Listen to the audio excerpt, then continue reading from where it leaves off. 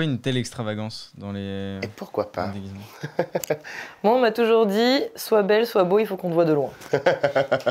Moi, je me suis toujours dit à moi-même, belle de loin et loin d'être belle, donc autant que ça brille.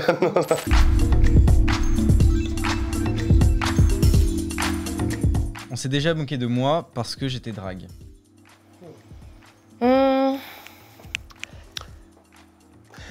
Pas vécu, je pense que ça a été plus de l'incompréhension sur ce que ça voulait dire en fait de faire du drag, si c'était une question identitaire, si c'était juste purement du spectacle, mais je pense pas que j'ai subi de moqueries particulièrement par rapport au fait que je fasse du drag, je pense que c'était juste de l'ignorance. Et moi je m'appelle Cookie Canty, je suis drag queen professionnelle depuis un peu plus de 7 ans bientôt. Je suis aussi comédienne, vous pourrez me voir bientôt à l'écran d'ailleurs dans toutes vos salles en France. Et puis je suis ici pour discuter de belles choses avec Judas. Je l'ai pas vécu non plus, je te rejoins, c'était de l'incompréhension plus. Tu sais, quand tu montes dans le taxi, attention mademoiselle, vous avez des trucs sur le visage. C'est Halloween. C'est ça, le Halloween. C'est le carnaval. Et non, et puis moi ça m'est déjà arrivé, tu sais, en soirée pour les filles par exemple, genre on me prenne vraiment pour un garçon. Donc du coup j'étais un peu genre, ça marche, mon maquillage marche, c'est cool, yes. Salut, je m'appelle Judas Lavidange, je suis le fils de Jésus Lavidange, un des plus vieux et plus grands drag kings de France. Et je suis avec Cookie Canty qui m'a vu faire ma première perf il y a environ 5 ans. J'ai gagné de l'argent grâce à mon activité de drague. Vécu. Vécu, je gagne essentiellement ma vie avec le drag. Donc heureusement. Trop bien. Ouais. C'est rare en plus, enfin moi j'admire énormément. Nous malheureusement les drag kings, on n'arrive pas encore à avoir ce petit step de drag queen, mais on peut en gagner un petit peu d'argent. Et moi je sais que j'ai une autre activité à côté qui est musicienne. Et du coup c'est vrai que moi ça me permet d'arrondir mes fins de mois. Bon, avant de commencer cette vidéo, je pense qu'il est important de revenir sur l'histoire des drags. Parce que je suis sûr qu'ici, comme moi, avant le tournage de cette vidéo, vous n'en savez pas grand chose. L'art du drag, c'est une pratique artistique consistant à exprimer une autre facette de soi en se maquillant et s'habillant de façon burlesque et extravagante pour créer un personnage alternatif. On parle de drag queen lorsque le personnage incarné joue avec les codes de la féminité, en portant une perruque, une robe, un corset ou encore des talons. Et de drag king lorsqu'il s'approprie les caractéristiques masculines, pilosité faciale, costume, etc. Mais alors, comment cet art est-il né? On pense que l'art du drag remonte à peu près à la Grèce antique, lorsque des hommes se paraient de longues robes pour interpréter des rôles féminins au théâtre, les femmes n'étant pas autorisées à monter sur scène à cette époque. Drag serait l'acronyme de Dressed Like a Girl, en français, habillé comme une fille. Mais le terme drag pourrait également venir du terme to drag, laisser traîner en français, et ferait référence aux travestis du XVIIe siècle qui laissaient traîner leurs jupes. L'origine du terme et de la pratique est donc bien incertaine. À la fin du XIXe siècle, les spectacles de vaudeville prennent de l'ampleur aux États-Unis. Ils proposent du divertissement décalé en combinant danse, musique, comédie et burlesque. L'imitation féminine devient rapidement un symbole des spectacles de vaudeville et permet à des artistes de gagner en popularité, comme le comédien Julian Eltinge qui devient l'un des premiers drag queens. Mais bon, pour revenir au drag qu'on connaît aujourd'hui, il faut s'intéresser au milieu de la nuit aux États-Unis dans les années 90. Le mouvement se développe et les drags arrivent au Royaume-Uni et en France, notamment dans le quartier de Pigalle à Paris. Dans les années 2000, l'art du drag perd en popularité jusqu'au lancement de l'émission de télé-réalité RuPaul's Drag Race par la drag queen RuPaul aux États-Unis en 2009. En 2022, l'adaptation française est diffusée en France sur la chaîne France TV Slash. La drag queen Nikki Doll, l'animatrice Daphné Burki et le chanteur Kiddy Smile présentent la compétition. Alors aujourd'hui, il n'y a ni Daphné Burki ni Kiddy Smile, mais c'est moi, Antonin, qui vais vous présenter cette émission. Bonne vidéo. Enfant, j'ai vu des drags qui m'ont inspiré.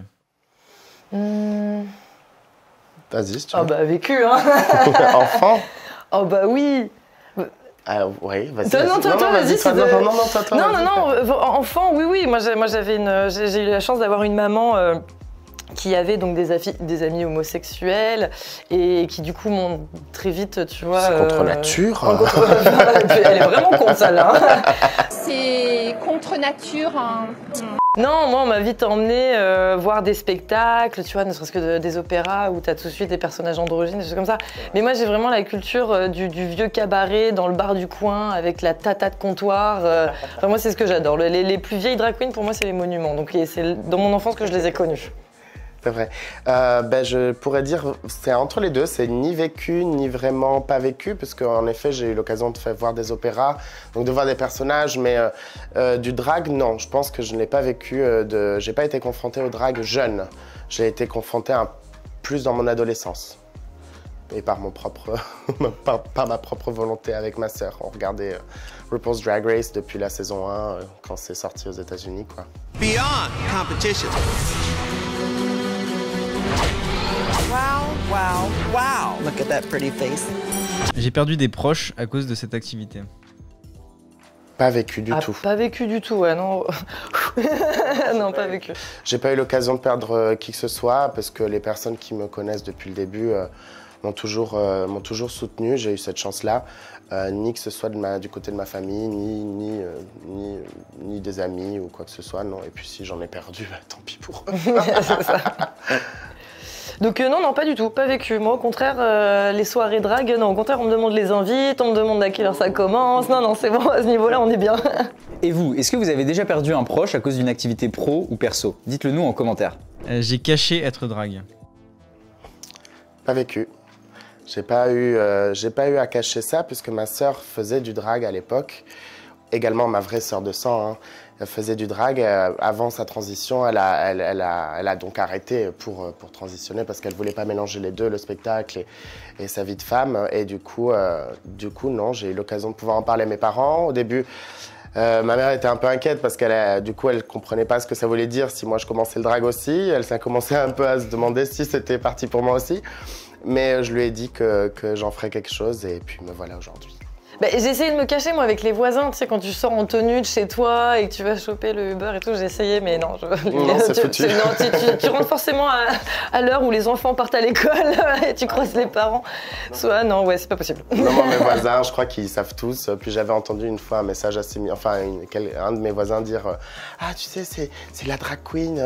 Quand il m'avait passé, que j'avais refermé la porte derrière. Et c'était plutôt mignon, en fait. J'ai trouvé justement comme échange. Et mes voisins me soutiennent. Et quand ils me croisent, ils sont contents de me voir, même les petits vieux. On est déjà tombé amoureux de moi parce que j'étais drague. C'est le moment de se la péter ou pas? Amoureux, non, mais ouais, il y a de la dragouille, mais de la dragouille mignonne. Moi, je pense que ça n'a pas été vécu. Je pense qu'on a eu beaucoup d'admiration pour ce que j'ai fait. Je pense qu'on a apprécié mon personnage. Après, si on tombe amoureux de moi, je crois que c'est un peu ironique parce que du coup, on tombera amoureux d'un fantasme d'un instant, quoi. C'est un personnage en couleur et je pense que ça n'a pas sa place, l'amour. Si ce n'est l'admiration peut-être, mais pas l'amour. J'ai cru être trans, être une personne transgenre. Boum. Pas vécu, parce que j'ai justement le vécu de ma sœur, pour comparaison, je veux dire. Et non, je pense que j'ai juste, avec le drag, ça m'a permis de connecter avec ma féminité sans non plus... Non, en fait, non, ça m'a pas remis du tout en question. Évidemment, je pense qu'on a tous réfléchi à ça et tous réfléchi à ça à un moment donné. En étant dans une communauté justement comme la nôtre, on se pose à un moment la question. Enfin, j'imagine, mais non, c'est pas par le biais du drag que j'ai eu ce genre de questions, quoi.